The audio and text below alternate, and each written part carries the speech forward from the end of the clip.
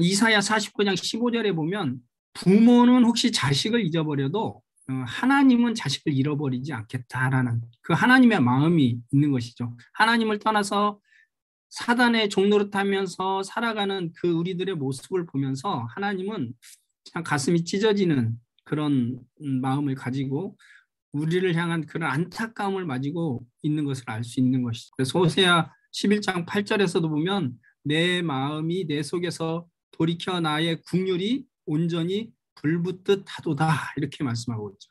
우리를 향한 그 하나님의 사랑이 막 불타오르고 있는 우리를 향한 그 안타까움이 성경에서는 굉장히 많이 우리에게 느껴지고 있습니다.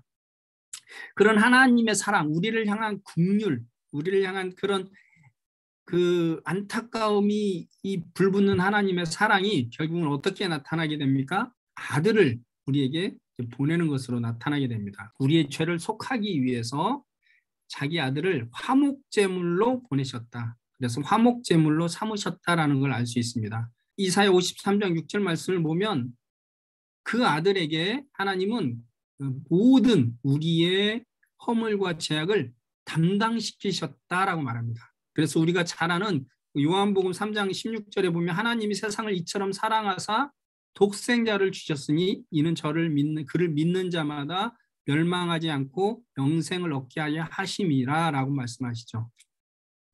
그래서 하나님의 사랑은 바로 이렇게 독생자를 우리를 위해서 보내주신 사랑으로 나타났죠. 그리고 이제 예수님 자신은 성육신 하심으로써 그 사랑을 우리에게 나타나셨습니다. 그래서 창조주이신 하나님이 피조물인 인간이 되신 것이죠. 그래서 하나님이셨는데 인간이 되셔서 우리 가운데 나타나셨다라고 성경은 얘기합니다. 창조주 하나님이 피조물인 인간이 되었다라는 것이 사실은 이제 우리가 아무렇게나 아무 생각 없이 그냥 들으면 이제 그런가 보다 하는데 조금 더 깊이 생각해 보면 참 이게 보통 일이 아니죠. 이성적으로 이해가 될 수 없는 일이기도 합니다. 그렇기 때문에 이 부분을 우리가 좀 더 깊이 묵상해 보면 좋을 것 같아요. 어떻게 창조주 하나님이 어떻게 우리와 같은 그런 피조물들을 위해서 이 땅에 오셨을 수가 있지? 인간이 될 수가 있지? 이게 이제 조금 더 깊이 묵상하다 보면 진짜 엄청난 일이구나 하는 걸 깨닫게 됩니다. 그리고 우리가 도대체 누구이기에 우리가 어떤 존재이기에 하나님이 이렇게까지 우리를 사랑할 수가 있을까 하는 것을 깊이 깨닫게 됩니다. 그래서 여러분들이 개인적으로 이 부분은 좀 깊이 이 부분을 가지고 하나님 앞에서 질문하면서 좀 더 깊이 깨달아가면 참 좋겠다는 생각이 들고요. 또 참 감격이 있게 됩니다. 분명한 것은 우리 인간이 하나님께서 자신의 목숨을 버리시기까지 그렇게 존귀한 존재로 지어졌다는 것을 하나님은 우리에게 말씀해주고 있는 것이죠. 예수님은 이 땅에 오셔서 근데 참 기가 막히게 오셨죠. 그 하나님이신데 하늘나라에서 그렇게 영광을 받으셔야 될 그런 존재인데 이 땅에 왔으면 어떻게 와야 될까요? 정말 영광스럽게 와야 되지 않을까요? 근데 성경을 보면 정말 놀라운 게 그 하나님이 이 땅에 인간으로 오신 모습이 정말 놀라워요. 굉장히 가난하고 고난의 삶을 사신 모습으로 이 땅에 오십니다. 먼저 태어나는 것 자체가 아주 비천하게 태어나요. 심지어는 그 방이 없어가지고 마구간에서 강보에 쌓여서 구유에 누이는 그런 상태로 태어나게 됩니다. 아무리 가난하다고 해도 이 출산하는 산모가 그 자신의 아이가 출산하는데 그런 곳에서 사실 출산하는 부모는 거의 없습니다. 그처럼 예수님은 아주 비천한 곳에서 태어나셨어요. 사실은 세상에서 가장 정말 비천한 몸으로 비천한 곳에서 태어났다라고 볼 수 있는 것이죠. 그리고 또 가난한 삶을 사셨어요. 나사렛에서 사셨는데요.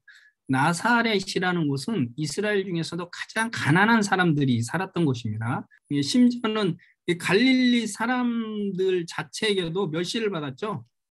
그래서 나다나엘에게 이제 빌립이 내가 나사렛에서 난 그 메시아를 보았다라고 하니까 나다나엘이 뭐라고 말합니까?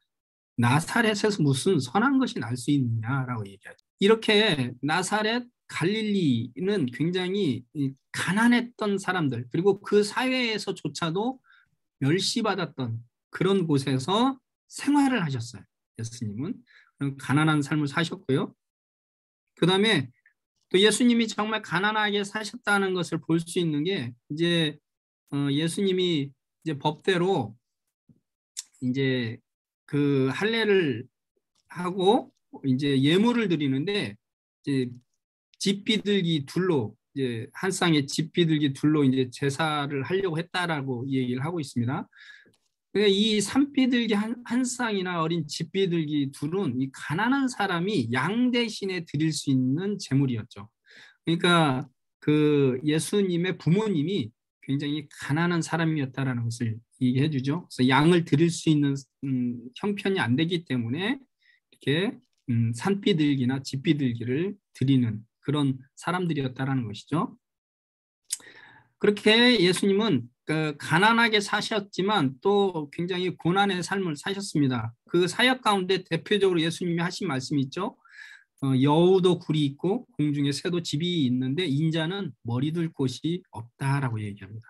그러니까 예수님은 거할 집이 없이 나그네로 그렇게 사역을 하셨던 그런 것을 우리가 알 수 있습니다. 그래서 이제 고린도후서 8장 9절에 보면 우리 주 예수 그리스도의 은혜를 너희가 알거니와 부요하신 이로서 너희를 위하여 가난하게 되심은 그의 가난함으로 말미암아 너희를 부요하게 하려 하십니다라고 얘기합니다. 그러니까 예수님이 왜 그렇게 가난하게 비천하게 태어나셨을까요? 그렇게 존귀하신 분임에도 불구하고 그러니까 예수님의 삶은 그냥 이 땅에서 예수님의 말씀만이 우리에게 생명이 되고 진리가 아니에요. 그러니까 예수님의 삶 자체도 우리 삶의 참된 인생의 진리가 되는 복이 되는 삶의 어떤 모델을 예수님은 사실은 제공하시죠. 그래서 예수님은 예수님의 말씀과 삶 자체를 따라오라고 말씀하십니다. 그렇기 때문에 예수님의 삶 자체도 우리가 따라가야 될 어떤 삶의 모범으로 예수님이 사실은 보여주기 위한 것임을 알 수 있죠. 근데 왜 그렇게 가난하게 사시고 비천하게 사셨을까요? 참된 하나님의 백성으로 생명력 있는 삶으로 살아가는 데 중요한 것은 그런 외적인 그 재물, 성공이 아니라는 것을 예수님이 명확하게 자신의 삶을 통해서 보여주고 있다라고 저는 생각합니다. 그가 그렇게 비천하고 가난하게 사심으로 인해서 많은 가난한 사람들에게 너희들이 얼마나 부유한지를 보여주시는 거고 그러한 가난한 삶 속에서도 얼마나 하나님 안에서 복된 풍성한 은혜의 삶을 생명 있는 삶을 당당한 예수님의 그런 놀라운 삶을 살 수 있는지를 우리에게 보여주시는 것이죠. 또 예수님 자신이 사시면서 예수님이 하신 말씀이 있습니다. 그게 뭐냐면 예수님은 자신이 하나님의 아들이라고 말씀하셨어요. 요한복음 19장 7절 말씀에 보면 이제 유대인들이 예수님을 고소하잖아요. 근데 그 고소할 때 그 죄목으로 이 얘기하는 게 뭐냐면 그가 당연히 죽을 것은 그가 자기를 하나님의 아들이라 함이니다라고 얘기합니다. 그러니까 예수님을 고소할 때 유대 지도자들이 고소한 죄목이 뭐냐면 자기가 하나님의 아들이라고 그랬다는 거예요. 이게 신성모독으로 그래서 고소를 한 것이죠. 그러니까 예수님은 본인이 직접 자신이 하나님의 아들이다라고 말로 이 얘기를 했습니다. 그리고 예수님은 자신이 하나님이 아들이라는 것을 어떻게 해야 될까요? 증명해 보여야 되겠죠. 그것을 이제 예수님은 삶 속에서 증명해 보이시죠. 첫 번째로는 예수님은 그 말씀으로 증명하십니다. 그래서 자신의 말씀에 하나님의 신적인 권위와 놀라운 그런 지혜가 있음을 또 진리임을 분명하게 사람들이 듣고 놀라게 말씀을 전하시죠. 우리는 그 사람의 말을 들어보면은 그 사람이 정말 어떤 사람인지를 좀 알 수 있죠. 하는 말이나 내용을 들어보면. 그래서 예수님의 말씀을 들어보면 이 사람이 정말 사기를 치는 건지 아니면 진짜 하나님의 아들인지를 어느 정도 느낄 수 있는 것이죠. 근데 성경에 보면 예수님의 말씀을 들은 사람들은 그 예수님의 교훈에 놀랐다고 얘기합니다.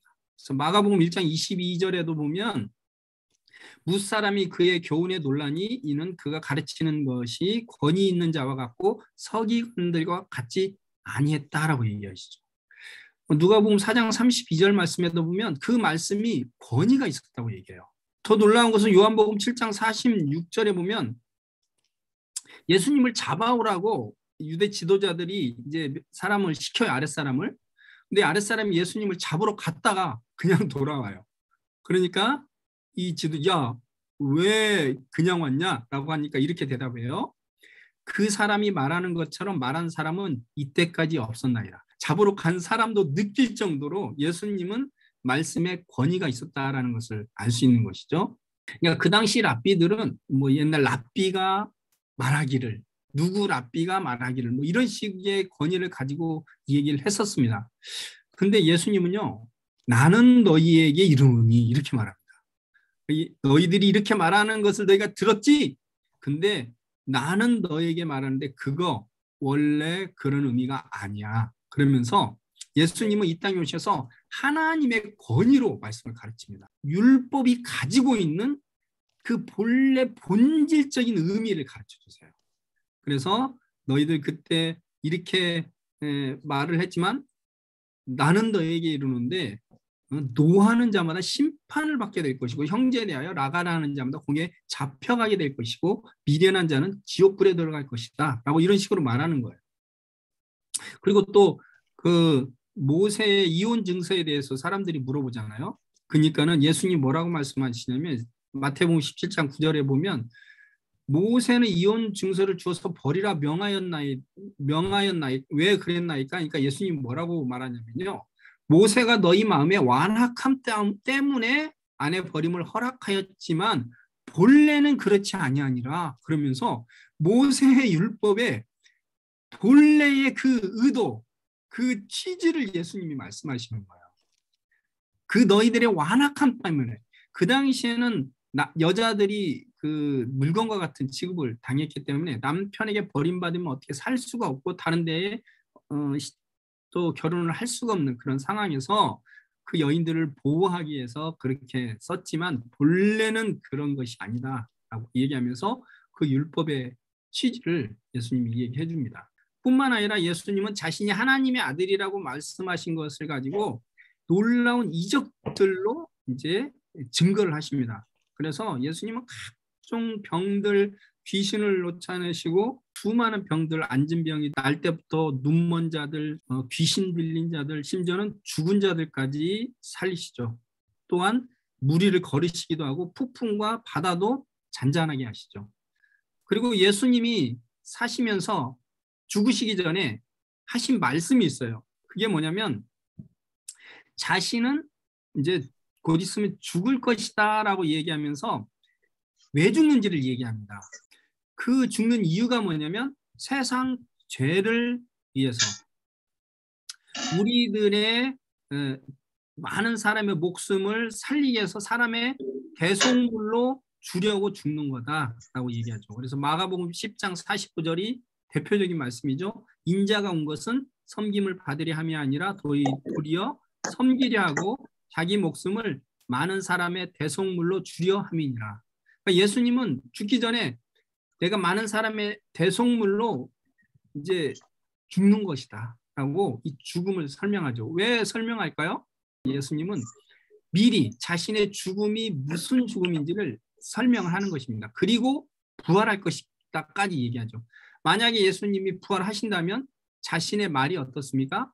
진실이라는 것이 증명이 되는 것이죠. 베드로전서 1장 18절에서 19절에 보면 너희가 알거니와 너희 조상이 몰려준 헛된 행실에서 대속함을 받은 것은 은이나 금같이 없어질 것으로 된 것이 아니요 오직 흠없고 점없는 어린 양 같은 그리스도의 보배로운 피로 된 것이니라 라고 얘기하고 있습니다. 타키투스라는 유대 그 역사학자의 글에도 이렇게 분명히 나와 있습니다. 그래서 크리스천은 그리스도라는 이름에서 나왔는데 티베리우스 시대에 우리의 행정관 중 하나인 본디오 빌라도에 의해 극형을 받았다라고 이렇게 기록이 되어 있어요. 그래서 예수님은 십자가에 못 박혀 죽으셨다라는 것이 그런 역사의 기록에도 분명히 담겨 있다라는 것이죠.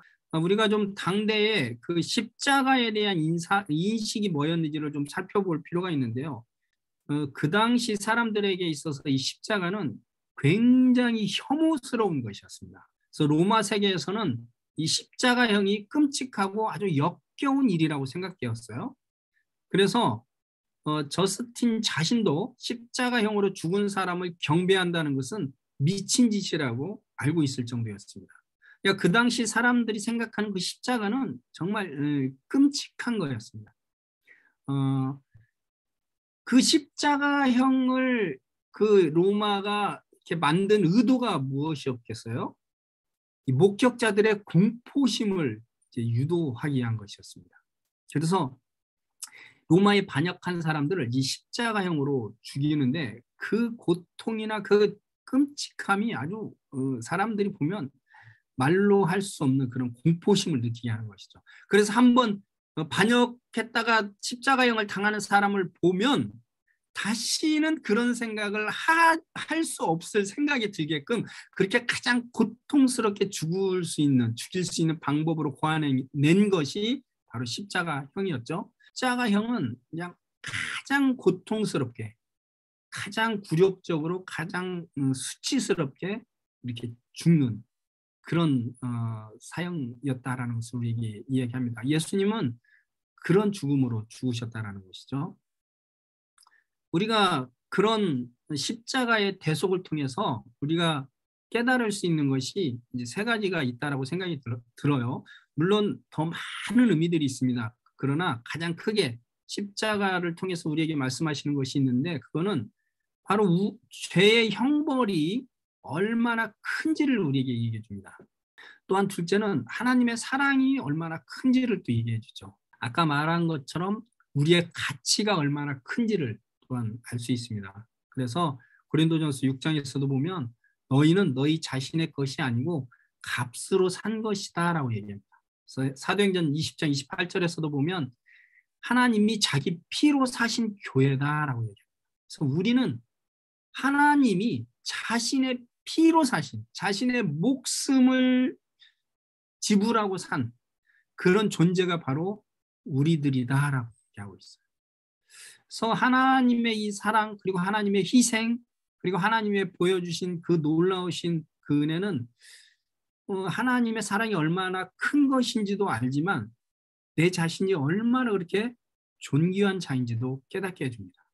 그래서 우리가 그 하나님의 행하신 일, 이 땅에 오셔서 예수 그리스도가 사셨던 그 삶, 그리고 그분이 그 십자가를 통해서 보여주신 그 사랑, 희생, 그 모든 것들을 생각해 보면 내가 무엇이기에 주께서 그렇게 생각하시고 인자가 무엇이기에 주께서 그를 돌보시나이까라고 외쳤던 그 시편 8편 말씀 있죠. 그 말씀이 이제 이 하나님 앞에서 고백하게 되는 것이죠. 하나님, 제가 도대체 무엇이기에 이렇게까지 하나님이 우리를 생각하시는지 이거를 우리가 정말 깊이 생각하게 됩니다.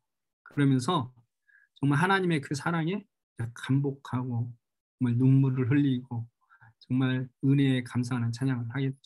이 놀라운 그런 십자가에서의 그 사랑이 우리 가운데 깊이 깨우쳐져야 참된 하나님을 향한 그 사랑이 느껴지고 우리가 이제 앞으로 하나님과 함께 살아갈 수 있는 동력을 얻게 되는 것이죠. 그리고는 예수님 한 분만으로 충분합니다. 뭐 이런 고백도 나오게 되고 또 세상에 가진 건 아무것도 없어도 하나님 한 분으로 예수 그리스도의 사랑 하나로도 우리가 충분히 살아갈 수 있음을 고백하게 되는 그런 고백을 하게 되죠. 자, 이 시간에는 예수님이 그런 놀라운 그런 우리를 위한 대속을 행하셨는데 이것을 그럼 믿을 수 있는가? 이제 그것을 우리가 좀 더 살펴보려고 하는데요. 하나님이 아레마대 사람 요셉의 무덤에 장사되게 하셨습니다. 아레마대 사람 요셉은 존경받는 공회원이었어요. 그 당시 사내들이는 이제 입법, 사법, 행정 이 세 가지의 그 권력을 가지고 있는 아주 막강한 권력을 가지고 있었고요. 그 당시 한 30명, 70명 정도 그런 인원이었는데 그런 막강한 힘을 가진 그리고 모든 사람들에게 존경을 받는 오늘날로 말하자면 좀 국회의원보다도 더 사실은 사람들에게 존경을 받고 권위가 있는 권세가 있는 사람들이었습니다. 하나님은 아주 유명하고 권세 있는 그것도 공회원인 모든 사람들에게 존경을 받았던 그 요셉을 통해서 요셉이 자기 무덤에 장사되게 함으로 인해서 물론 성경에 예언되었던 그 예언을 이루는 것도 있었지만 하나님은 모든 사람들에게 그 예수님이 분명히 죽어서 장사되었다는 것을 각인을 시키는 그런 역할을 했다라는 것을 알 수 있습니다. 그리고는 예수님은 이제 모든 사람을 대신해서 그렇게 죽으셨다, 분명히 죽으셨다라는 것을 이제 얘기해주고 있습니다. 예수님이 부활하심으로 인해서 그 모든 자신이 이전에 말했던 모든 것들이 어떻게 되죠? 부활은 이제 확증을 시키는 그런 이제 의미가 되었습니다. 그래서 부활의 의미를 우리가 살펴보면 첫 번째로는 예수님이 바로 주이고 그리스도이심을 선포하는 그런 의미가 있습니다. 왜 그렇죠? 죽은 자가 다시 살아나는 것은 이건 신밖에는 할 수 없는 것이잖아요. 근데 예수님은 자신이 죽는다고도 얘기하고 다시 부활할 것도 얘기를 하셨습니다. 미리. 그리고 만약에 진짜 부활을 한다면 예수님이 말씀하신 모든 그 말씀이 사실이라는 것을 증명해 주는 것이죠. 완전히 도장을 찍는 역할을 하는 것입니다. 왜냐하면 부활은 신만이 가능한 것이기 때문에 그렇죠. 그렇다면 이제 우리 그리스도인들에게 그래서 이 부활이 진짜 있느냐, 있었느냐 이게 이제 굉장히 중요한 증거가 되는 것이죠. 그래서 이 부활의 의미는 십자가의 대속이 사실임을 입증함으로 우리를 의롭다 하시기 위한 아주 중요한 사건임을 우리에게 이야기하십니다.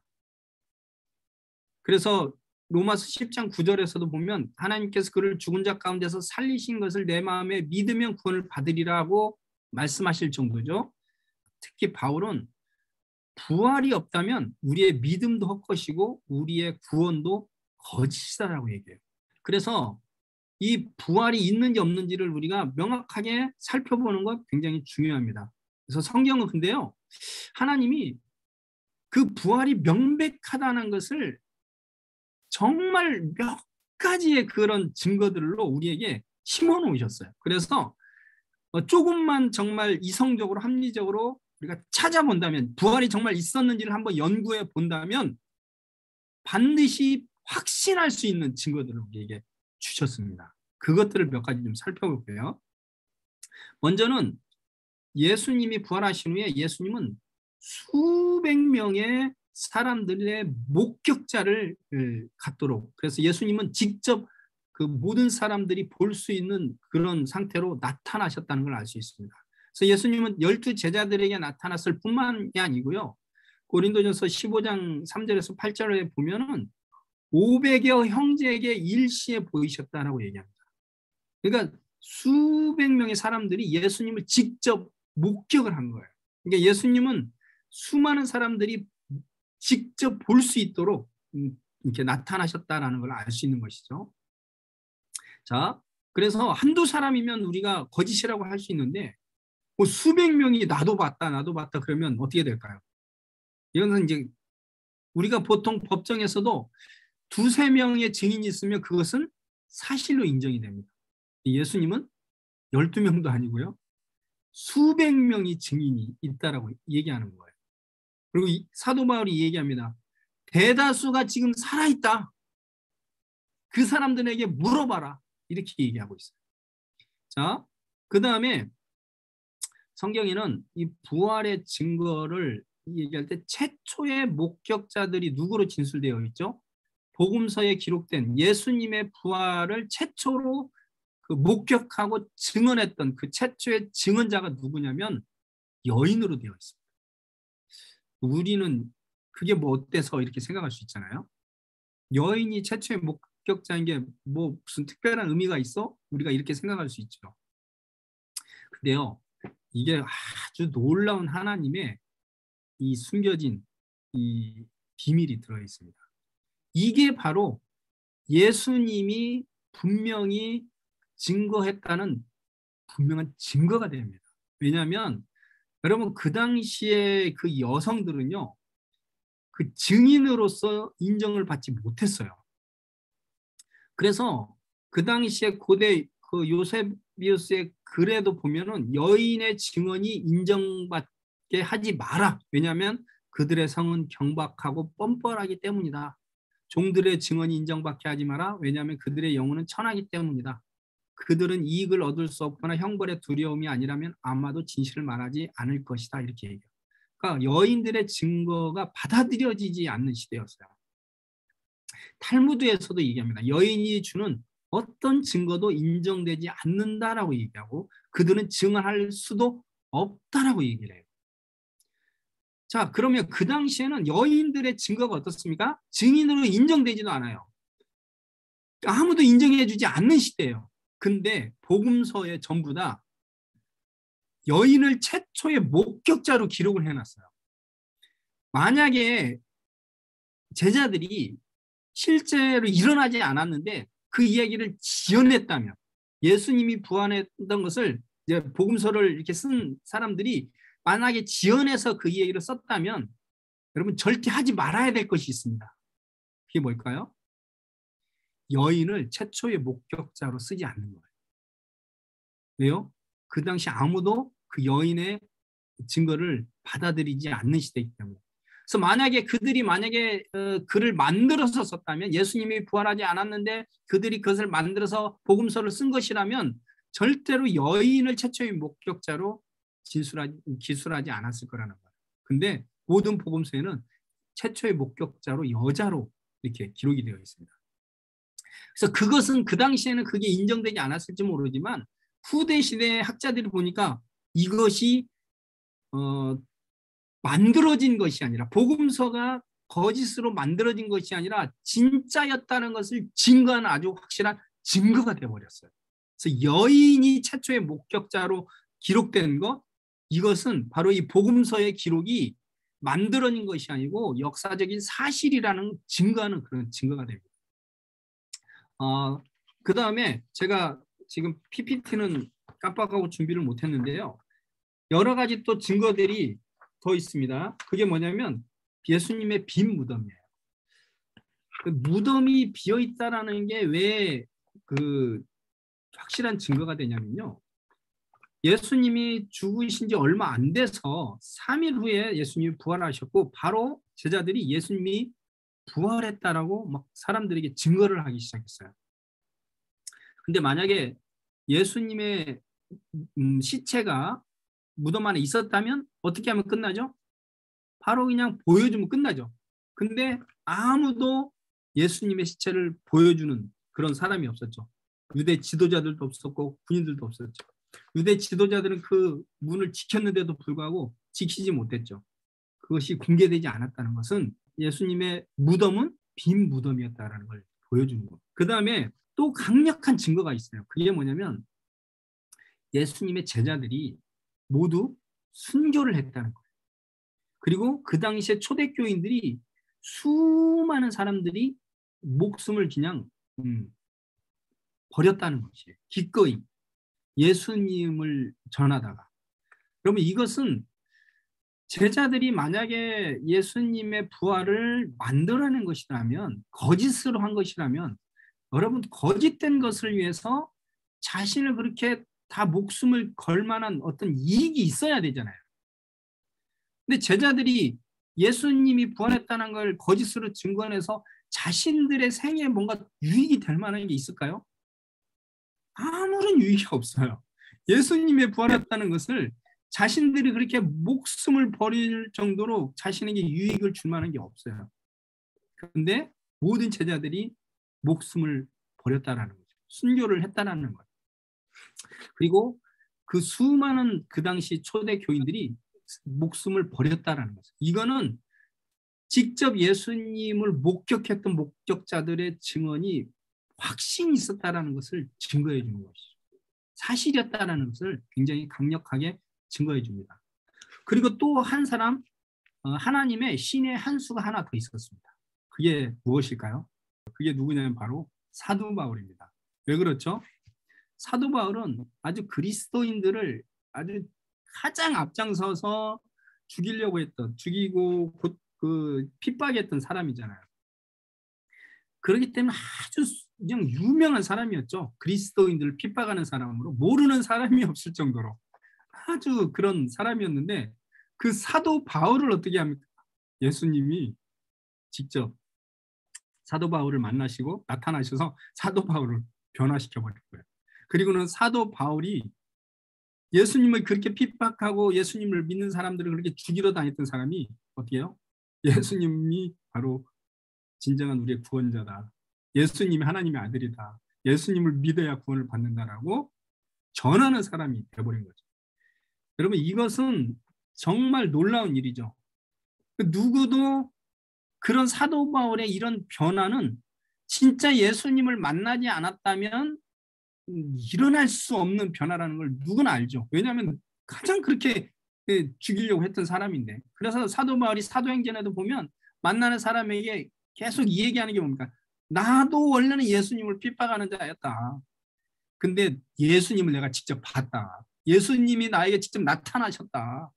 그래서 네가 왜 나를 핍박하는 자라고 예수님 나에게 직접 말씀했다. 그리고는 그 예수님이 나를 세상에 보내서 이렇게 지금 전하고 있는 거다. 그러면서 사도 바울이 그렇게 직접 예수님을 전하는 그런 사람이 됨으로 인해서 예수님의 이 부활이 얼마나 확실한 건지를 굉장히 다양하게 우리에게 증거해 주고 있습니다. 하나님의 아들이 인간이 되셔서 십자가에 죽으시고 부활하신 이유가 무엇인가? 이것을 우리가 다시 한번 생각해 보면 예수님이 이 땅에 오셔서 십자가에 죽으시고 부활하신 가장 큰 이유는 바로 우리를 죄에서 구원하기 위함이다라고 얘기하고 있죠. 그래서 마태복음 2장 1장 21절에 보면 아들을 낳으리니 이름을 예수라라. 이는 그가 자기 백성을 그들의 죄에서 구원할 자이심이라.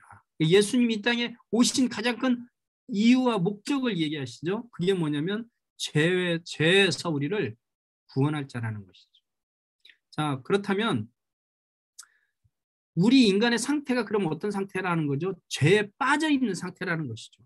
그래서 우리는 바로 그 죄로 말미암아 하나님과 단절되어 있고 사탄의 영향력 아래 살고 있고 스스로 그렇게 부패한 가운데 욕망 가운데 고난 가운데 아픔 가운데 살아가고 있는, 그래서 진노 가운데 살아가는 그런 우리의 죄에 빠져 있는 우리의 상태에서 예수님은 우리를 구원하기 위해서 오신 분이고 구원하기 위해서 십자가에 죽으시고 부활하셨다라고 얘기할 수 있는 것이죠.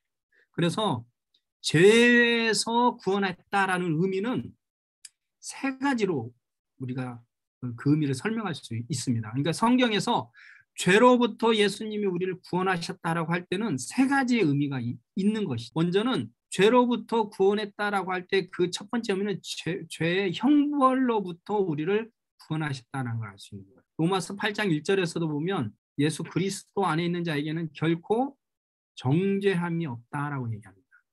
요한복음 5장 24절에서도 보면 나를 믿는 자는 그래서 영생을 얻었고 심판에 이르지 아니하고 사망에서 생명으로 옮겼다라고 얘기합니다. 예수님이 우리를 죄로부터 구원하시기 위해서 오셨다라는 그 의미는 죄 때문에 받아야 될 그 진노의 형벌로부터 우리를 구원하신다라는 의미입니다. 그 다음에 두 번째는요, 죄로부터 우리를 구원하신다는 것은 이 죄의 세력, 죄의 지배로부터 구원하신다는 거예요. 여러분, 왜 우리가 죄 가운데 이렇게 살아가게 되죠? 그건 바로 이 사탄이 우리 가운데 강력하게 지배하고 있기 때문입니다. 그 사탄이 바로 이 죄를 짓게 하는 가장 큰 영향력을 미치고 있어요. 힘을 가지고 있어요. 그래서 인간을 사실은 다스리고 있고 지배하고 있어요. 그래서 인간은 그 사탄의 종노릇하기 때문에 죄 가운데서 계속 살아갈 수밖에 없는 존재라는 것이 우리가 살펴보았던 우리 인간의 상태입니다. 그렇기 때문에 죄로부터 구원하신다는 것은 죄를 짓게 하고 있는 그 세력, 힘, 그것으로부터 우리를 구원해 줘야 되는 거예요. 건져줘야 되는 거예요. 그렇지 않으면 죄로부터 우리를 구원해 주시는 것이 아니에요. 죄를 짓게 하는 세력, 사탄의 이 세력으로부터 예수님 우리를 구원하시기 위해서 죽으셨다가 부활하셨다는 의미로 우리는 해석할 수 있는 것입니다. 그래서 골로새서 1장 13절에도 보면 흑암의 권세에서 우리를 건져내셨다라고 얘기해요.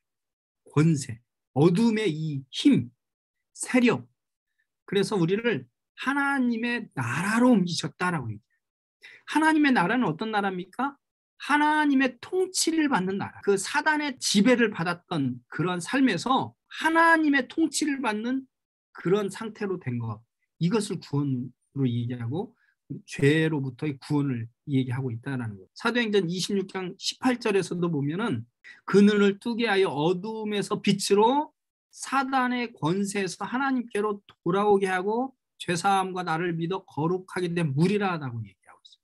그러니까 구원을 받은 무리는 어떤 무리로 얘기했냐면 바로 어두운 빛, 사단의 권세로부터 하나님께로 돌아온 자. 그래서 죄사함과 믿어 거룩하게 된 자다라고 얘기하고 있어요. 그러니까 죄사함에 바로 사단의 권세로부터 하나님께로 돌아오는 것이 포함되어 있다는 것을 성경은 말씀하고 있다는 것이죠. 그래서 죄로부터의 구원은 바로 죄의 세력, 사단의 권세, 흑암의 권세, 사단의 권세로부터의 건짐을 받는 것, 해방되는 것이 포함되어 있습니다. 그래서 갈라디아서 5장 1절은 그것을 자유로 표현하고 있죠. 우리에게 자유를 주셨습니다. 굳건하게 서서 종의 멍에를 매지 말라고 얘기합니다. 그 다음에 죄로부터의 구원이라고 했을 때 그 구원은 죄의 현존으로부터의 구원을 의미합니다. 이 말은 지금 죄악을 짓고 살아가는 삶으로부터의 구원이에요. 그러니까 예수님이 죄로부터 우리를 구원하셨다고 할 때는 우리가 죄의 형벌 그리고 죄의 세력으로부터 우리를 건지실 뿐만 아니라 우리가 매일 죄 가운데서 사람들에게 고통을 주고 고통 가운데 살아가고 사람을 파멸시키는 그런 죄악 가운데 살아가는 삶으로부터의 구원을 얘기하고 있는 거예요. 그러니까 우리가 구원을 받았다고 할 때는 죄악된 삶을 살아가는 그 삶으로부터의 구원도 포함되어 있는 것이죠. 물론 이것은 완전하진 않아요. 우리가 천국에 갈 때까지 우리가 완전한 것은 아니지만 그래서 온전한 것은 우리가 천국에서 이루어지기 때문에 그 천국을 바라면서 구원을 이루면서 살아가야 되는 거지만 이 땅에서도 그것이 우리 가운데 굉장히 현저하게 점점 더 이루어지는 것을 우리는 경험할 수 있어야 된다는 것이 무엇이요? 죄로부터의 구원이. 그 죄로부터의 구원의 의미는 바로 현존하는 죄악된 삶을 살아가는 삶으로부터의 우리가 건짐을 받는 것도 포함되어 있다는 거예요. 그래서 그 대표적인 말씀이 요한일서 3장 8절에서 9절 말씀이죠. 그래서 죄를 짓는 자는 마귀에게 속하나니 마귀는 처음부터 범죄함이라. 하나님의 아들이 나타나신 것은 마귀의 일을 멸하려 하심이라. 하나님께로부터 난 자마다 죄를 짓지 아니하나니 이는 하나님의 씨가 그의 속에 거하며 그도 범죄하지 못하는 것은 하나님께로부터 났음이라. 이렇게. 그러니까 하나님께 속한 자는 범죄하지 않는다라고 얘기하고요. 계속 범죄하고 있다는 것은 어떤 사람이라고요?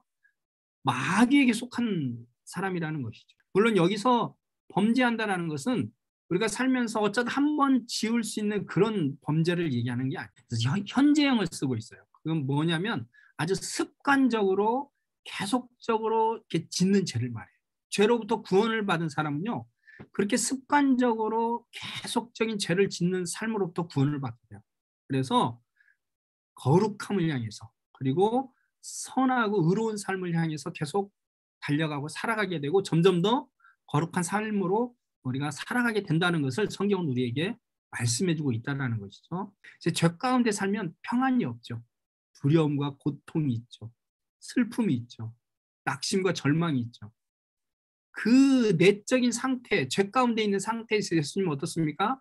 우리를 거룩한 하나님의 자녀로 삶 속에서도 사랑으로 충만한 그리고 성령의 열매를 맺으며 살아가는 그런 죄의 현존으로부터 우리를 구원해 주셔서 우리가 하늘로부터는 평강을 누리며 살 수 있는 그런 삶으로 우리를 구원해 주셨다라는 것입니다. 그래서 죄로부터의 구원은 이 세 가지가 다 포함되어 있는 게 성경에서 말하고 있는 죄로부터의 구원이라는 것을 우리가 알 필요가 있습니다. 그리고 하나님의 아들이 인간이 되셔서 십자가에 죽으시고 부활하신 이유는 바로 주가 되시려고 그러셨다라고 얘기합니다. 그래서 14장 로마서 14장 9절의 말씀에 보면 곧 그리스도께서 죽었다가 다시 살아나셨으니 곧 죽은 자와 산 자의 주가 되려 하십니다라고 얘기하죠. 그래서 예수님이 다시 우리의 주가 되시려고 죽었다가 살아나셨다라는 것을 성경은 말씀하고 있습니다. 이게 무엇을 의미하죠? 이게 바로 최초의 하나님이 우리를 지으셨을 때의 그 상태로 회복되는 것을 의미하죠. 죄로 말미암아 우리가 어떻게 됐죠? 하나님과 단절이 되었죠. 그리고 내 스스로 내 욕망을 따라서 스스로 주인이 되는 삶을 살았잖아요. 그런데 구원은 어떻게 보면 우리 창조주이신 하나님이 나의 다시 주인이 되어주셔서 우리를 다시 통치하시고 우리는 그분의 통치와 보호와 은혜 가운데 살아가는 사람이 되었다는 그 상태를 의미하기도 합니다. 그래서 예수님이 십자가에 죽으시고 부활하신 이유는 바로 우리를 구원하셔서 우리의 주가 되시려고 부활하셨다라는 의미가 있다라고 성경 말씀하고 있는 것이죠. 또한 진리이신 영이신 성령을 주시려고 그렇게 부활하셨다고 얘기합니다. 그래서 성령이 오시면 사는 그런 가장 큰 역할 중에 하나는 우리를 도우시는 역할인데 어떻게 도우시냐? 예수님의 말씀으로 가르치고 생각나게 하신다라는 것이에요. 그래서 그분은 진리의 영으로 오셔서 우리를 예수님의 말씀으로 그리고 장래의 일을 말하고 장래의 일을 알리겠다라는 것은 우리를 미래의 삶으로 성령님이 또 인도하신다라는 것을 우리에게 얘기해 줍니다.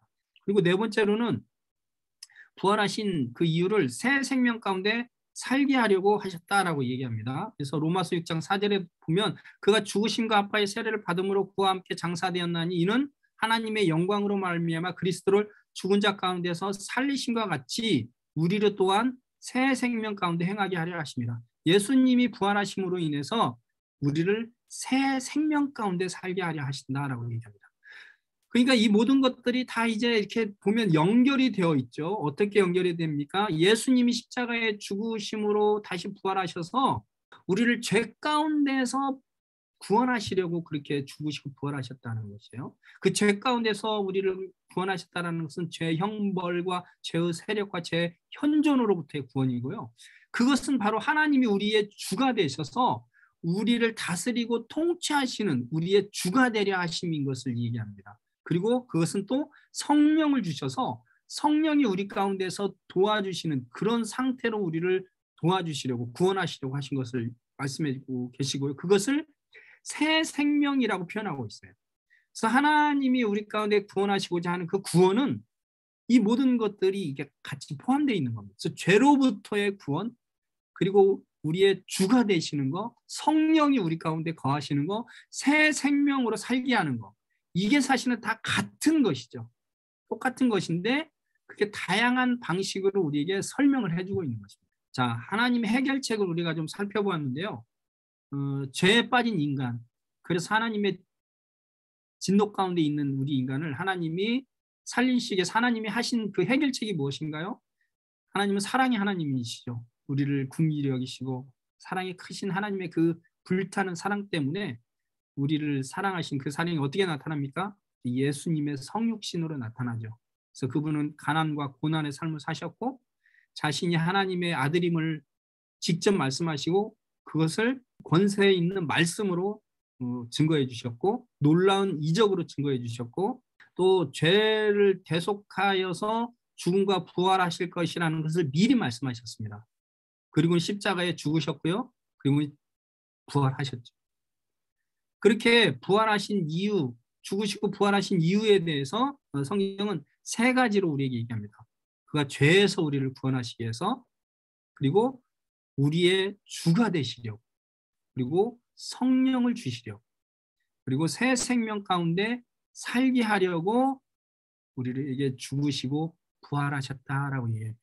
그래서 하나님이 해결하신 그 해결책을 다시 한번 두 가지로만 요약한다면 하나님은 아들을 주심으로 독생자 아들을 우리 가운데 내어 주심으로 하나님이 죄악 가운데 있는 우리를 살리고자 하신 그 하나님의 해결책이었고요. 예수님은 어떻습니까? 직접 이 땅에 인간이 되셔서 우리 죄를 대신 지시고 십자가에서 죽으심으로, 대속물로 죽으심으로, 또 우리의 죄를 다 감당하시고 대속하심으로 하나님이 우리를 살리시고자 하는 그 길을 마련해 놓으셨다는 것이죠. 그래서 우리 대신 우리의 모든 죄값을 예수님에게 하나님은 다 지게 하셨고요. 그리고 예수님은 그걸 친히 다 감당하심으로 인해서 우리가 져야 될 그런 죄과 죄책을 다 예수님이 짊어지신 것이죠. 형벌을 다 예수님이 받으신 것이죠. 그러므로 인해서 우리가 이제는 살 수 있는 길을 예수님은 열어놓으신 거예요. 하나님은 우리 인간이 구원을 받을 수 있는 그 길을 스스로 해결을 해놓으셨어요. 그 해결책을 마련해 놓으셨어요. 하나님이 열어놓으신 그 구원을 누가 받을 수 있는가? 그거는 다음 강의에 우리가 하게 될 것입니다.